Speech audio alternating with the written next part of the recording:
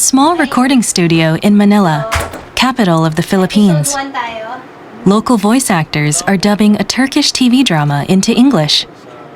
Let me explain my desire to my sheikh. He will know the best.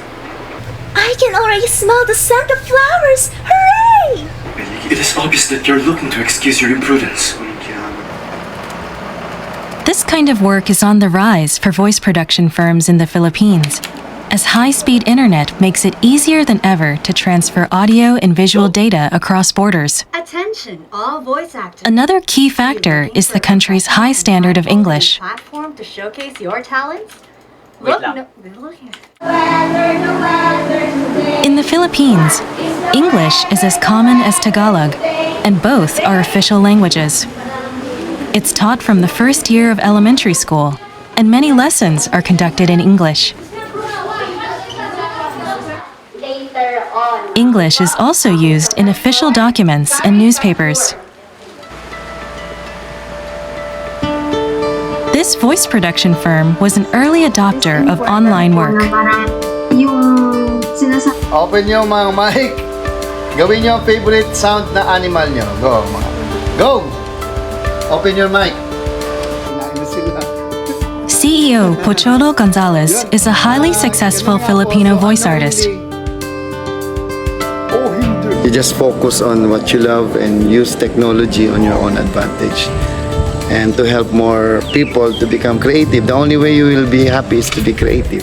Some, however, are willing to bet on the future and work their way up. I love creating special memories, timeless memories. Pocholo and his young actors are leveraging the power of the internet to leave their mark on the entertainment world. Now go home, Faris Effendi. My sultan has to come to the harem. I am responsible for the subject. The city of Makati lies to the southeast of Manila. Voiceover production firm Creative Voices stands a little way off from the cluster of skyscrapers. Just play.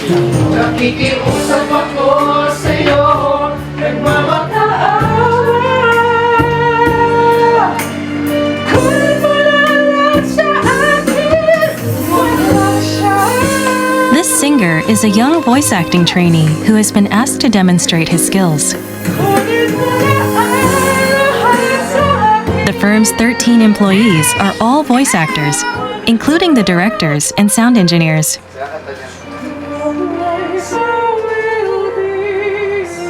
CEO Pocholo Gonzalez is a voice acting legend, often called the master of 1,000 voices. A local radio station is doing a live broadcast. Okay po. Pocholo is joining online as a guest. Lady Eliza. The DJ asks what he loved as a child. Yung napapakinggan ko, Yusek, ganito yung isang gabi ng lagim. Ayan. Tapos, si Utoy at si Lolo Tasyo ay naligaw sa kugubat. Ha? Lolo Tasyo, ang sarap maglaro sa puno. Eh, naku, sabi ko naman sa'yo, Apoy, huwag ka maglaro dyan. Yan tuloy, ginabi tayo. Ha? Lolo, may gumagalaw. Sino kayo? Kakainin ko kayo. Lolo, may monster. Eh, naku, tumakbo na tayo. Pocholo is especially gifted at monsters, demons, and other bombastic characters. His gifts allow him to play multiple roles in a single production. So, unknowingly, hindi. Magaling akong gumuhit ng larawan. Aba naku naman, walang ganunan, Vicky. Huwag mo nga akong binabaligtad, ha? Pag napuno ako sa'yo, baka He's appeared in thousands of works, both in English and Tagalog. And then I put myself online. I put my voice online and I became the most sought after Filipino voice talent on the internet until now. 80% of his company's work comes from abroad. His team takes the scripts and footage of foreign movies and dramas and dubs them into English. They cannot make up their mind. They then edit the recordings to fit the visuals and send the data to the client over the internet. The firm has clients in 80 countries, particularly English-speaking countries such as the US and Australia. They have over 200 active voice actors. Look no further than Creative Voices Productions, the premier choice for digital audio and voice. Pocholo opted to launch his own production company because he was unhappy with the Filipino voice talent industry. A childhood fan of radio dramas, Pocholo won a voice acting contest at 16. He began to land more and more jobs, but it wasn't all smooth sailing. Voice acting and dubbing, advertising in the Philippines is like a mafia. At the time, the world of voice acting was dominated by the children and protégés of major acting stars. Talent played little part in landing roles. Pocholo was considered a rival by many and was subject to baseless rumors. He says that radio and TV bosses were pressured to deny him work.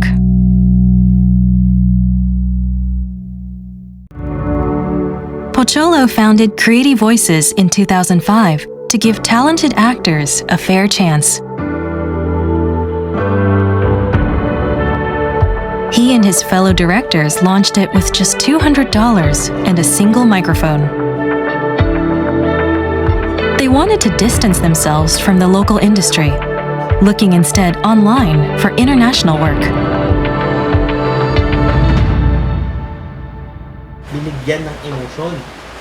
Along with his new company, Pocholo also opened a school for voice acting. It began with in-person classes, but since the pandemic, teaching is now done online, connecting with students across the country. 3, 2, 1, go! The stakes are high, and the action is even higher. Get ready for the ride of a lifetime. The VoiceMaster of the Philippines, hello Sir Son. Pocholo and 6 graduates teach the 4-part course, which is held from 10 a.m. to 5 p.m. on Saturdays. It normally costs around $90. Those students with disabilities attend for free. Alam niyo ba na ang boses ninyo ang pinakamahalagang instrumento na meron kayo? At ang speech ang nagsasabi kung ano ang nararamdaman mo, anong nasa isip mo, ano ang gusto mo mangyari sa buhay. Over 3,500 people have studied at the school. Once they complete their course, they can register with Pocholo's production firm if they wish. Talk wisely po. Kasi yun po yung mag-reflect sa personality ng isang tao. Some freshly graduated voice actors have gathered today to practice in the studio. They're preparing to audition for a new radio drama. Right? Kasi the good thing about these projects, it's too caricaturish. Ralph is an experienced actor and director. He and Pocholo are here to coach. They practice with a 40-minute locally produced animated story. Huwag na! Ako nang bahala dyan! The main character is a taciturn boy who adores his grandfather. Shunned by the neighborhood children, his only friend is a cat. The actor will read the grandfather's lines. In the story, some oil catches fire and spreads to some dry leaves. The grandfather tries frantically to douse the flames.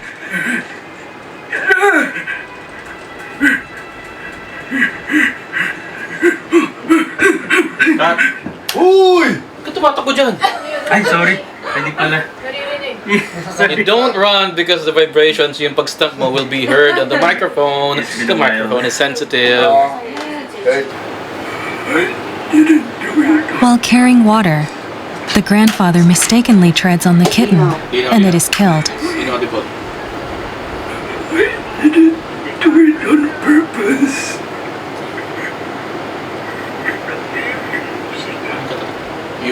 already crying. So simula pa lang, you're already crying for kuting, whereas you shouldn't be. You're worried for the kid, not for the kuting. Oh. That's a big difference. The acting course is only 4 Saturdays of studying, barely enough to learn the basics. Graduates still need to hone their skills to have a chance at a successful audition. It's not unusual for some to give up on voice acting before making their debut. Someone who's old.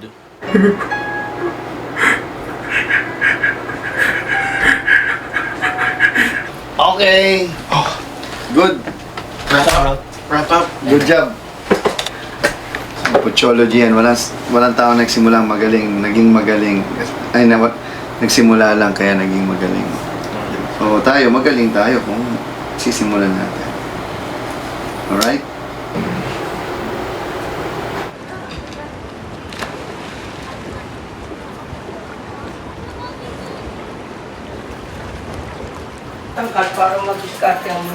This aspiring actor graduated 3 years ago. Today, he works at Pocholo's production studio while pursuing his goal of making it big. 19-year-old JJ arrives early every morning to open up the studio. He cleans, powers up the equipment, and waits for the senior staff. JJ is from a small fishing town on the outskirts of Manila. His father passed away when he was young, and his mom runs a small general store. Good morning. Morning, sir. Great day. Great day.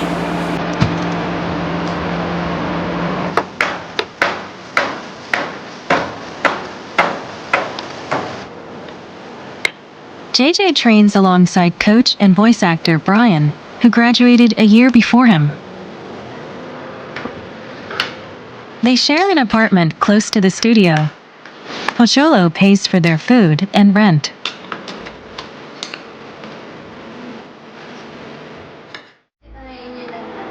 JJ has appeared in over 100 minor roles in TV dramas and movies. Sound. 2. Okay. It is obvious that you're looking to excuse your imprudence. This has nothing to do with the rent, Ali. This has nothing to do. Pwedeng palinaw yung ano. Imprudence. Obvious. Expressing emotions with the voice alone is difficult enough in Tagalog. You're looking to excuse your It's even harder when the role is in English. You've been there. There. Rant. Jay. Pocholo praises JJ's sincere dedication and positivity. Acting is good, but not However, he feels his student could improve when it comes to his acting abilities. Ano ba yung bagay? So when you do voice acting, at least you have already felt it before because you cannot convey it. If you didn't feel hurt before, you didn't cry, or voice acting is the art of becoming, so scripts are meant to be said, not to be read. JJ may have earned top marks at the school, but it's still a long road to the top. What happened?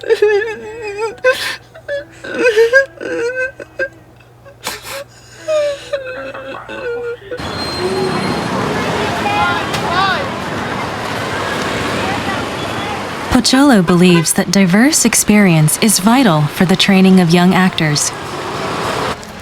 JJ and others head out on a visit to a local elementary school. Pocholo has been holding free volunteer shows for kids for over a decade. Hi, kids! Good morning! Ay! Kasama ni Doraemon. They start with a popular American cartoon. Ang pamilya natin from SpongeBob SquarePants. I'm ready! SpongeBob! We're here in San Joaquin Elementary School. Where is my Krabby Patty? Next, a puppet show by JJ. Kapag malaki ka na, anong gusto mong gawin paglaki mo? Katulad nino. Akuwari ka sing laki ni... Ayan, si Kuya Bogs. Ganyan kalaki. Kapag kasing laki mo na si Kuya Box, anong gagawin mo? Magta-diet! Hindi. JJ and the younger actors rarely have the chance to interact with young children. It helps them improve any children's roles they might play, but also offers insights into how to appeal to a young audience online. Ano bang kaya mong talent? Kaya kong aralin ka?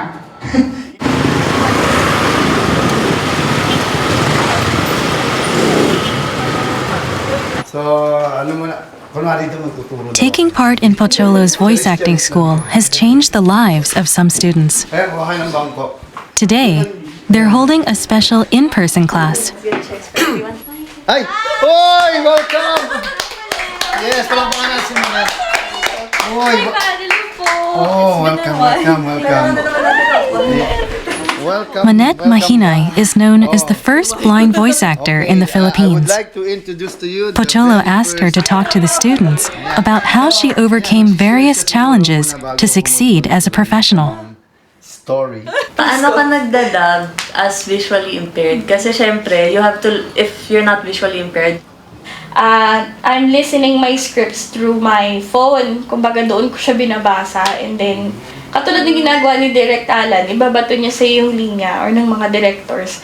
Tapos sasabihin mo siya agad with feelings. Yes. with his ideas and the director's perseverance and my co-workers also who helped me, it had become possible. Hello, everyone. Yeah, I might seem a bit tiny, but I can do a lot of voices. like this one. Or I can also sound like an AI. Open, door, doors closing. In addition to dubbing work, Manette also appears in online radio dramas. British na siya ngayon. Manette lost her sight to glaucoma. She was diagnosed at 7, but it was too late, and the doctor told her she would be blind within a few years. I come to realize that how hard it is to actually accept the reality that we cannot do anything about this. And sadly, it's the most dreadful thing that you could ever hear from your doctor. It's the most saddest thing that they cannot do anything about. Completely blind by 14, Manette idolized Pocholo, who she heard playing all kinds of roles in radio dramas. After graduating high school, she worked as a certified massage therapist. 18 months ago, she made the big decision to focus on voice acting. Until then, Manette had only left her home to work. Voice acting has inspired her to become more proactive, and she now heads out alone, no matter where she's going. If not for his ideas that a blind could do this, could do dubbing despite all the odds, despite the challenge of syncing the mouth and syncing the sound, it's very challenging, but he made it possible because he believed in me. I know I have to, or I needed to learn a bit more, and there's always a room for learning.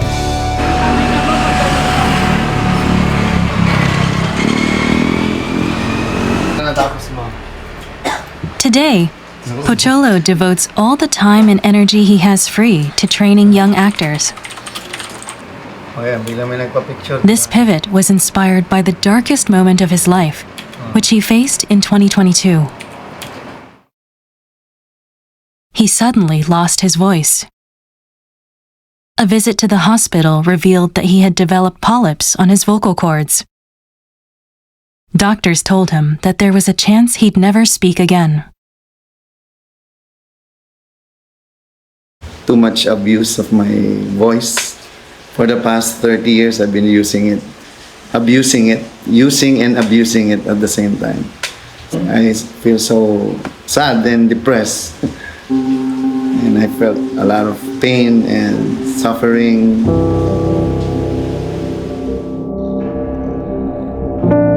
undergoing an operation carried the danger of changing the quality of his voice, so Pocholo chose rest and recuperation instead. He was forced to turn down work and wait, in the hope that the polyps would shrink. I pray one day it will come back. So once it's come back, I will share my voice for free to people, to make them happy, to make them better, to inspire and motivate them to help more people. Although his voice has begun to recover, he feels it may never return to its original state. Pocholo's main focus now is to pass on the techniques and experience he has acquired to new actors. He hopes to communicate the heart of his artistry. Tingnan mo. Today, he's holding a one-on-one coaching session with JJ, who has an audition coming up. Gumawa sila ng kasinungalingan upang usigin ang aking ama sa kanyang libingan! Hindi ko na matitiis. Okay, ulit tayo ha, kasi huwag ka munang sumigaw. Okay pa. I-feel mo muna yung gigil. Dapat mabagal ka muna. Diba?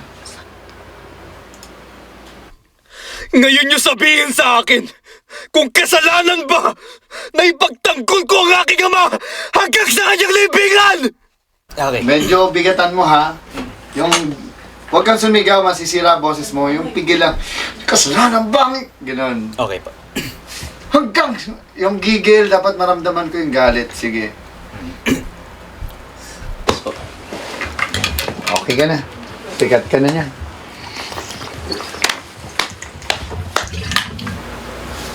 Wala ka marinig na ganyang acting, ako lang. So gusto ko ay pasa yan sa inyo balang araw. Kasi hindi ko na siya kayang gawin ngayon dahil hindi na ako ganun ka, kumbaga sa basketball, hindi ko na kaya mag-dunk katulad na kaya kong gawin before. Yan na yan. Okay? Taong ito! The coaching continues late into the night. Taong ito! Ay makasalanan! Pocholo is concerned about a major voice acting rival that threatens his students' futures. It doesn't matter how good your voice is, but if you have a bad attitude and you want money, I rather choose the AI. Pocholo has bought AI-powered voice synthesis software to see what it is capable of. Hi Kumiko, my name is Sarah. I just want to say you are beautiful too. I am not a girl, but I sound like a girl. The AI can use a single person's voice to create countless roles, regardless of gender. Hi Kumiko, my name is Sarah. I just want to say you are beautiful too. I am not a girl, but I sound like a girl. Okay, hello, great day. But Pocholo believes that a voice actor who can put their personality and experiences into their performances will never be eclipsed by AI. Deep human touch is still needed, like what we are doing now. We cannot eliminate human by AI because human emotion cannot be replaced. Yeah. Many. Experiencing the joys and hardships of life, in body and soul, is what makes a good voice actor. Pocholo firmly impresses this belief upon his young students.